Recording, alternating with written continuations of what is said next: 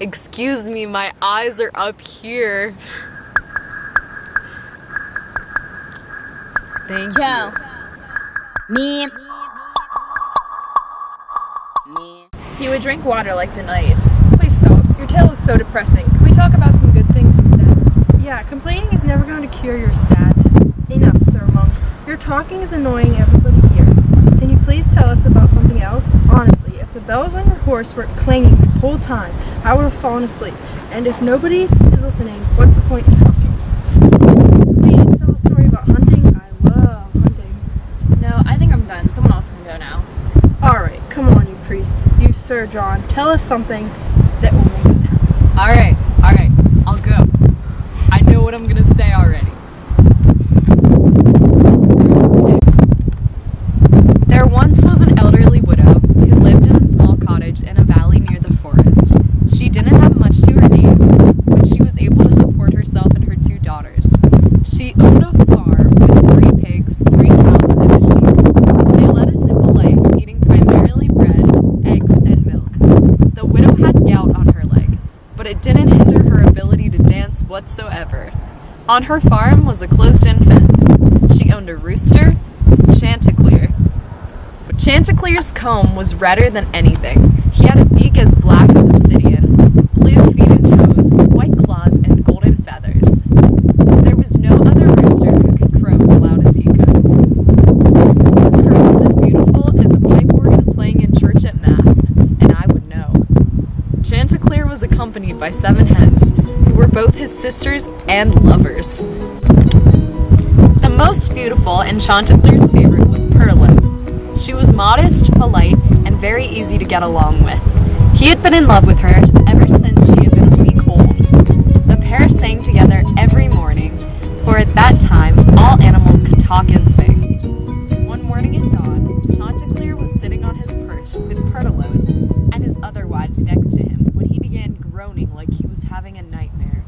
Dear, what's wrong? Why are you groaning like that? You're usually such a sound sleeper.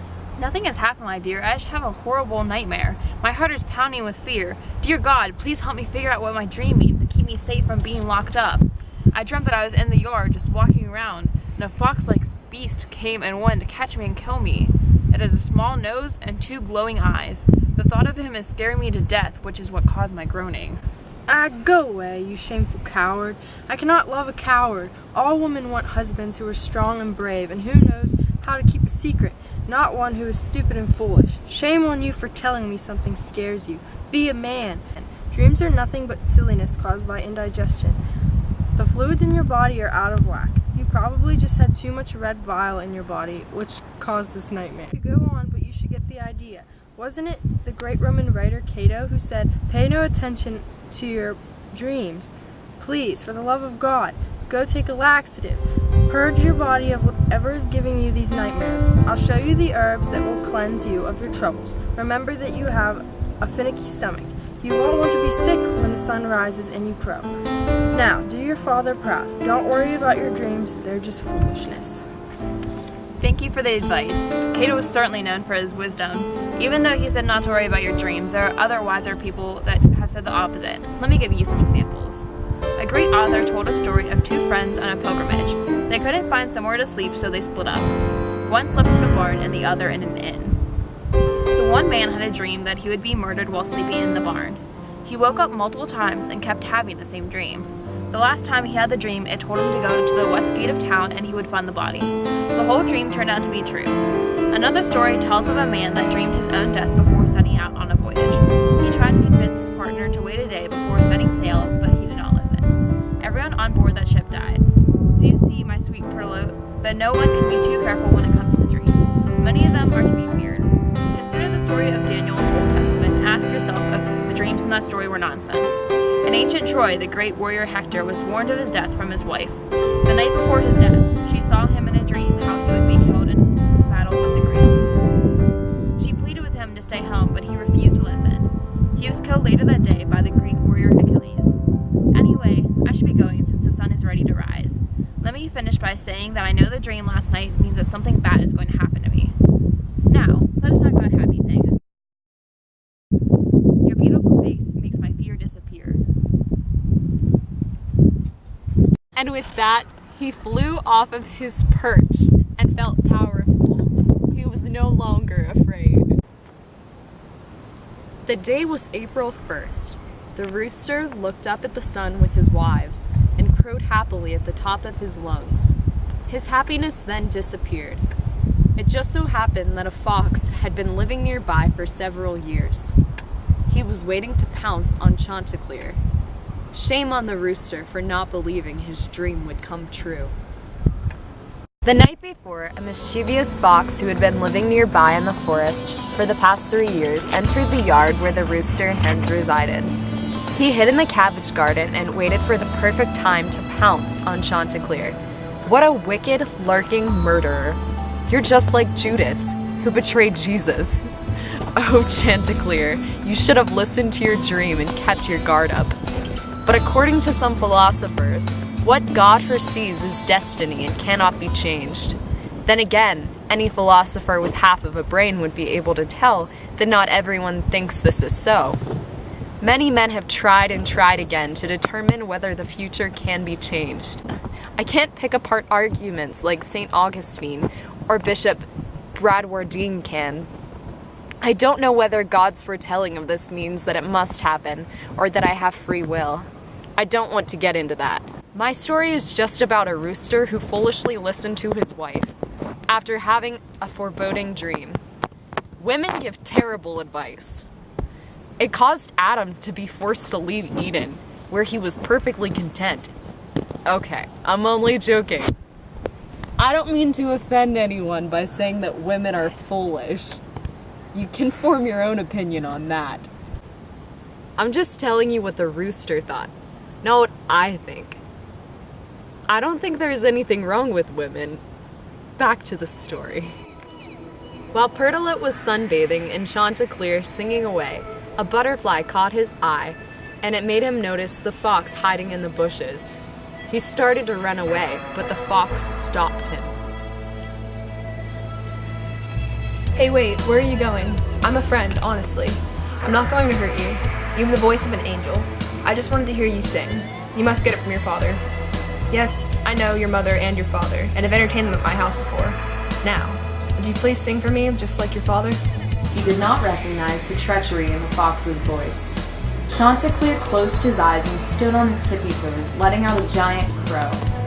The fox, named Sir Russell, jumped out of the bushes and grabbed the rooster by his throat and ran off with him in the woods. Oh, cruel fate. It is bad that Chanticleer came down this morning, and even worse that his wife didn't believe in his dream. The hens watched as the fox took Chanticleer into the woods. These hens cried like the Roman senators' wives cried when the Emperor Nero killed their husbands and burned the city of Rome. The widow and her 2 daughters heard the noise outside and ran to see what was the matter. They saw the fox, Chanticleer on his back, running into the woods.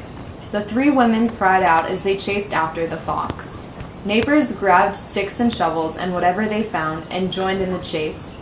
A dog began to run after the fox too, and the noise from the chase scared the rest of the barn animals. God help us. The neighbors blew trumpets and hunting horns. It sounded like the sky was falling. The rooster, who was still on the back of the fox, said, Fox, if I were you, I would turn around and say, "Go away. Now that I have your rooster back, I'm going to eat him right here and now." In faith, I will see it done. The rooster leapt out of the fox's mouth and flew to a nearby tree. When the fox saw what had happened, he declared, Oh, Chanticleer, I did a great injustice against you. I frightened you, my dear pal. When I stole you from the yard, I did it with no foul intent. Come on, come down, and I'll tell you what I meant. I'll tell you the truth. Come now. You may enchant me, you may flatter me, but you will never cause me again to sing and close my eyes. For God will never allow he who shuts his eyes when he should see to be free. No, but God gave him bad luck. He talks when he ought to keep quiet. And so it goes when flattery seizes. However, don't think of this story merely as silliness. Although it may be about a fox, a rooster, and a hen, don't miss the moral. As St. Paul says, everything that's written has some useful truth to it. So take the wheat and leave the husks. And now, Lord, if it is your will, make us all good men and bring us into his high holiness. Amen. And with that, what a merry tale, Mr. Nun's priest. Blessed be your breeches. If you were secular, I'd bet you'd be quite the man with the hens. You could have had all the women you wanted to get, probably hundreds of them. Look at the muscles on this priest. He has a wonderful neck and chest, and his eyes are as sharp as a hawk's. Oh, and look at his complexion. He does not need any of that fancy makeup from Portugal to hide any blemishes because he has none. I grant you blessings for your wonderful tale. And with that, he spoke happily to another one, as you may soon hear. Skate to one song only. Yeah,